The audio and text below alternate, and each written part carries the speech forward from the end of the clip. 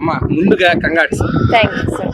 అమ్మా DSC success కావడానికి ఎప్పటి నుంచి ప్రయత్నిస్తున్నారు? 2 years నుంచి ప్రిపరేషన్. ఇప్పుడు డిఎస్సి చాలా అసలు వస్తుంది అనుకోలేదండి. లోకేష్ సార్ దయ వల్ల, చంద్రబాబు నాయుడు గారి దయ వల్లే వచ్చిందండి. బాగా సక్సెస్ చేశారు. ఈ కేసులు అవి చూసి మాకు కొంచెం టెన్షన్ వచ్చింది, కానీ ఈ రోజు ఇవి ఇచ్చేసరికి చాలా ఆనందంగా ఉంది. అంటే రాష్ట్రంలో ప్రభుత్వం మారగానే కేసు వస్తుందని ఊహించారా? ఊహించామండి. మేము అందుకే ఓట్లు కూడా వేసాము. తెలుగుదేశంకి అందుకే వేసామండి. లాస్ట్ గవర్నమెంట్ అడ్మినిస్ట్రేషన్ చూసి విసిగిపోయి ఇంకా దీనికి వేసామండి. అంటే విద్యాశాఖ మంత్రి నారా లోకేష్ గారి పనితీరు ఎలా ఉందా? చాలా బాగుందండి. ఆయన కన్నా ఇంకెవరో అంత బాగా చేయలేరండి. అలా అనిపిస్తుంది మాకైతే. ఇప్పటి వరకు విద్యాశాఖలో బాగానే ఉన్నాయండి, ఎందుకు లేవండి. ఇప్పుడు ఇంత పర్ఫెక్ట్ గా దీన్నే జరిపించారు కదా, స్లోగా పాతవన్నీ ఇంకా రెక్టిఫై చేస్తారండి. మేము అదే అనుకుంటున్నాం. అంటే డిఎస్సి సెలక్షన్ కోసం మీరు ఎవరికైనా లంచం ఇచ్చారు? లేదండి, అసలు ఒక పైసా కూడా. ఈవెన్ నిన్న జరిగిన స్నాక్స్ దగ్గర కానీ టిఫిన్ వాటి దగ్గర కూడా ఒక్క పైసా కూడా ఎక్కడ ఏమీ ఫ్రాడ్ జరగలేదండి. మేమే సాక్ష్యం దానికి.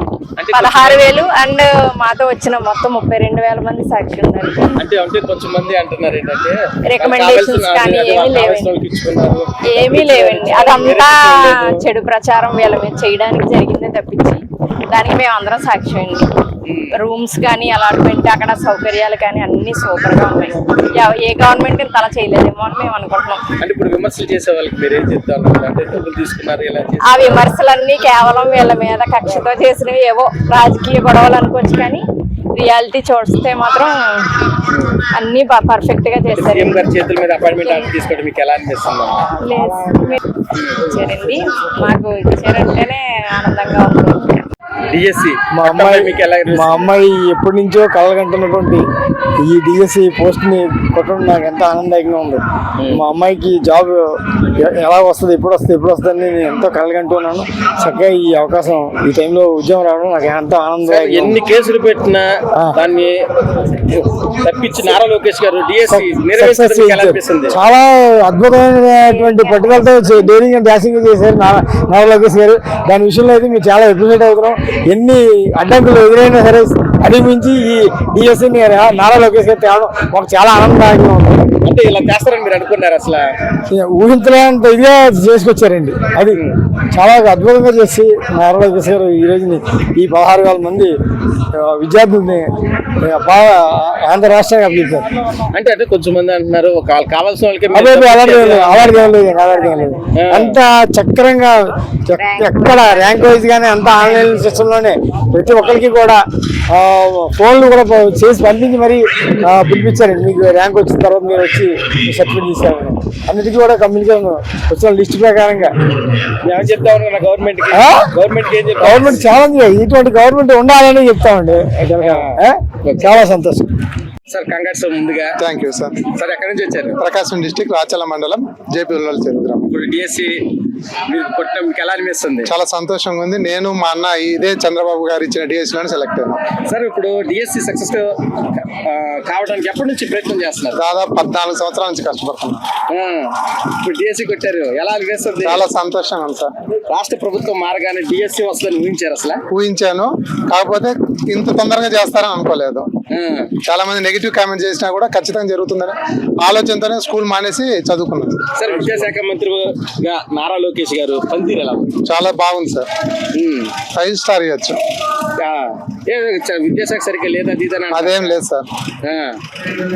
సార్ ఇప్పుడు డిఎస్సి సెలక్షన్ కోసం మీరు ఎవరికైనా లంచం ఇచ్చారు? ఎవరికి ఇవ్వలేదు సార్, పైసా కూడా ఇవ్వలేదు.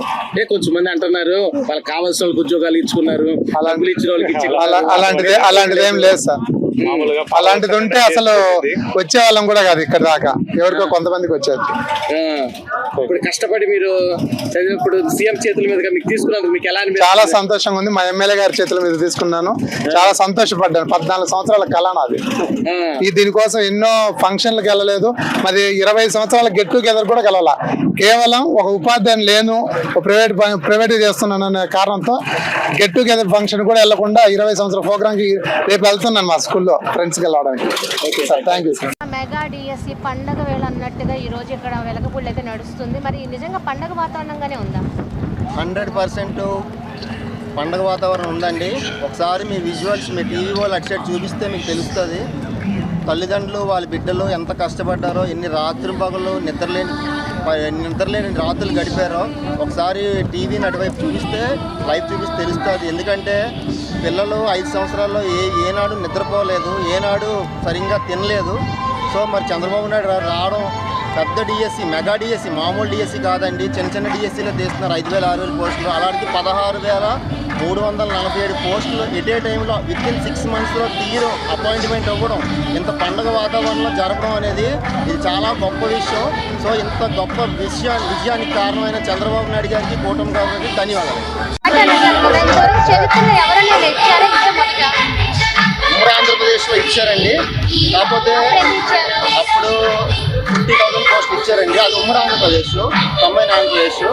విడిపోయిన తర్వాత చంద్రబాబు నాయుడు గారు 2018లో కూడా డిఎస్సి తీశారు. వాళ్ళు 2019 నుంచి 2024 వరకు ఒక డిఎస్సి కూడా లేదండి. మరి 5 సంవత్సరాలు కూడా డిఈడి చేసి ఎన్నో మంది అప్పులు చేసుకొని ఎంతో కష్టపడి పాపం అప్పులు చేసుకొని చాలా ఇబ్బంది పడ్డారు. మరి చాలా మందికి ఏజ్ కూడా దాటిపోయింది. మరి చంద్రబాబు నాయుడు రావడం, సారు మరి వచ్చినంటే మొదటి సంతకం పెట్టడం, మొదటి సంతకంలోనే 16,347 పోస్టులు తీయడం అనేది మామూలు విషయం కాదండి, చాలా గొప్ప విషయం. ఎందుకంటే మరి గవర్నమెంట్కి ఇప్పటికే చాలా డెఫిసిట్ ఉంది. ఆ డెఫిసిట్లో కూడా మరి గవర్నమెంట్ ఇన్ని పోస్టులు తీయగలిగిందంటే మరి గవర్నమెంట్కి హ్యాట్స్ ఆఫ్ చెప్తారు.